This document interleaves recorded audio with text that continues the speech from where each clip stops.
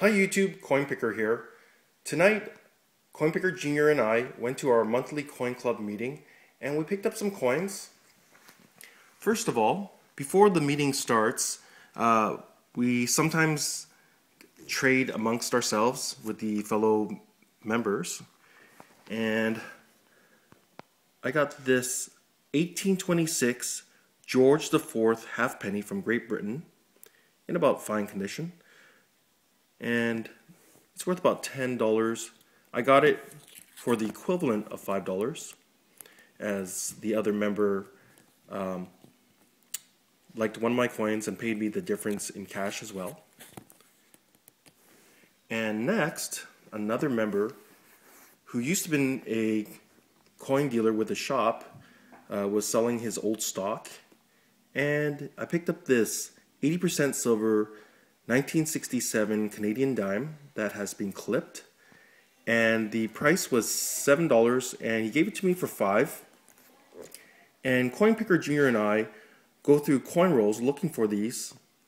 You know, we come across this particular year quite often and never found a clip, found double dies, double dates.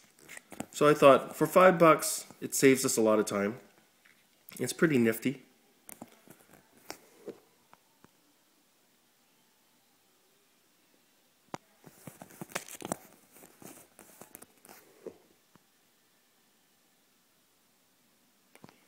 And next of all, there was a little bit of an auction, and Coinpicker Jr. was able to get this right at the initial bid price of $6. It's an American 1964 quarter. It looks like uncirculated, or BU, brilliant uncirculated, but it has a double mint mark. So I'm not sure if it'll show up well, but I'll give it a try here.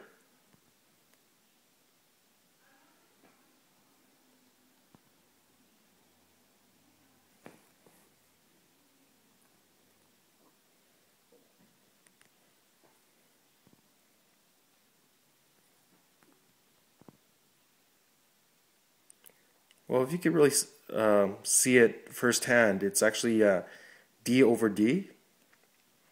And I don't know if it means much to American collectors for this last silver quarter of the series, but you tell me, do you get much of a premium for something like this?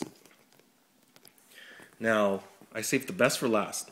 I've been talking to a member during the coin shows that when he also sells coins there for this item.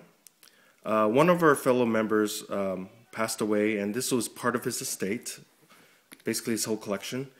And the member who bought out the estate, which was his very good friend, offered this coin to me.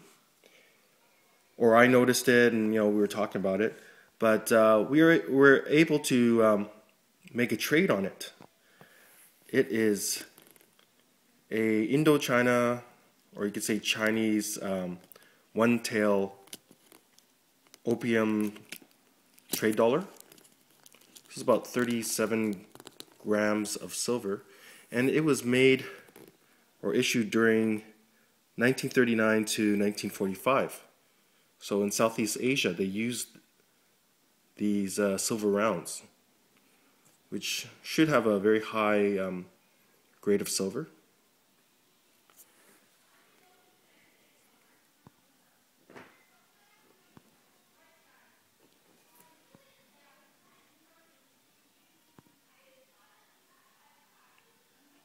So it says pure silver 1 Leung, or Chinese ounce, in Chinese on the bottom, and I believe that's some sort of maybe Cambodian or Burmese script on the top that says basically the same thing.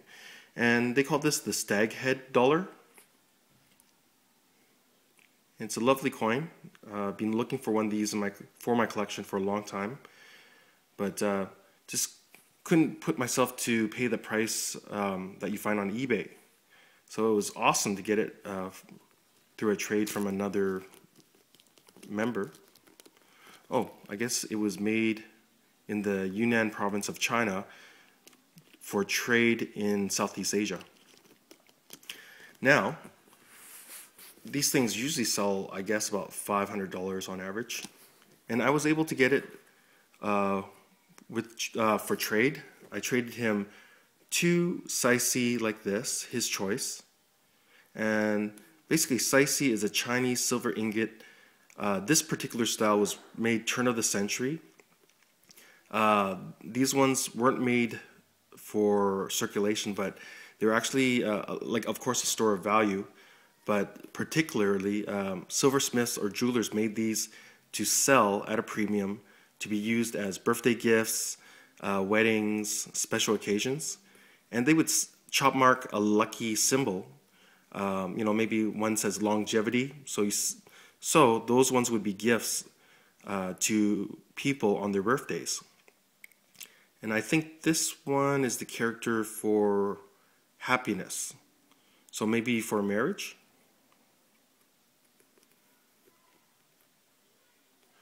So traded 2 of these and was able to get this Yunnan Tael staghead dollar. I think it's a pretty good deal, you know, fair trade. And there you have it. These are my Coin Club pickups. And also, I want to say is, it's very ironic because the member that passed away, that used to own this coin, I always talked to him during the shows, never knew that he had a very decent collection, because he never really talked about his collection. Never seen him really buy anything or sell anything during the shows, but he was always involved with the club. But the most ironic thing besides that fact is the person he got it from, this coin from, was my mentor, who out of the club, he was one of the, I'd say, the founding members of the club, an elderly gentleman who passed, you know, probably a good 5 years now. But he was into the oddball stuff, the world coins, Asian coins, just like me. And, you know, every time I went to the coin shows, I'd always talk to him, and we'd always talk about or debate about some sort of oddball coin. But this coin originally was his, and he sold it to the other member, who ended up buying it from that person's estate. So in a roundabout way, this came from my old friend and mentor. So this will rest in my collection for a very, very long time. Anyways, I'm getting a little misty-eyed, but I hope you enjoyed the video. Please rate, comment, and subscribe. Coinpicker out.